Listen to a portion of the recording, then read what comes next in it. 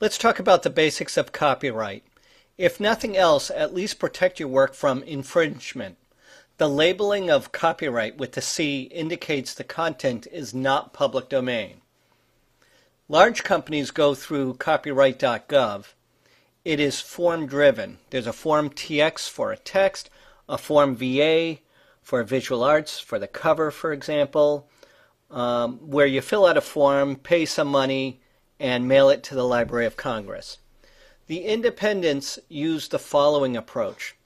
You have a notarized letter, just one sentence talking about your content. You have a copy of the manuscript. You label it with the copyright. You mail it to yourself, certified and return receipt. And make sure you go to your local post office when you mail to yourself. And you do not open. The tracking number for the certification and the return receipt stays 2 years on USPS.gov. In the upper left-hand corner of the website, you'll see a tab talking about tracking. It's obvious. This process just outlined, you do it twice at the same time, because one of the packages is for the lawyer and the other one is for the judge at the court bench. Future infringement beyond the first court case is protected by court records. So let's go over again what you're going to be doing. You'll have a manuscript and the notarized letter. It'll have the author's name and the title of the book. 1 or 2 sentences, nothing fancy. The witness is the notary, the evidence is the manuscript, and the date and time stamp is the return receipt from the certified mailing to yourself. You put the manuscript in the envelope, you put the notarized letter in the envelope. You mail it to yourself, certified and return receipt. You'll do this twice at the same time. So when you go to a notary, you'll have 2 letters.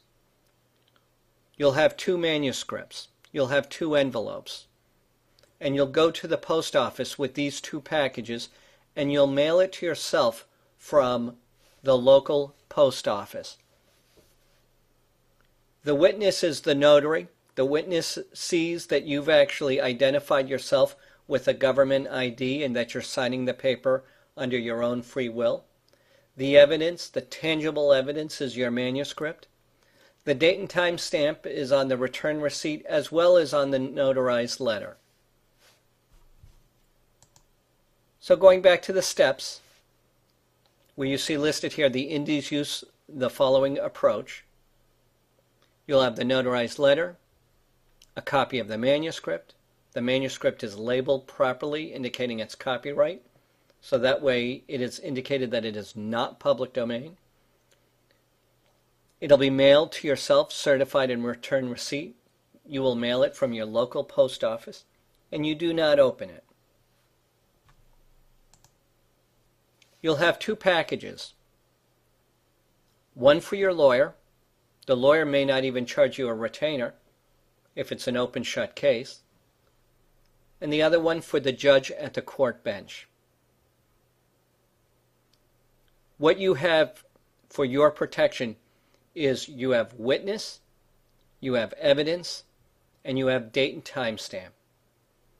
If you've ever watched a legal television show or supported jury duty, the questions that are asked follow the category or are in the categories of either being a witness, who saw it, or the evidence, what do you have, or date and time stamp, when did it happen.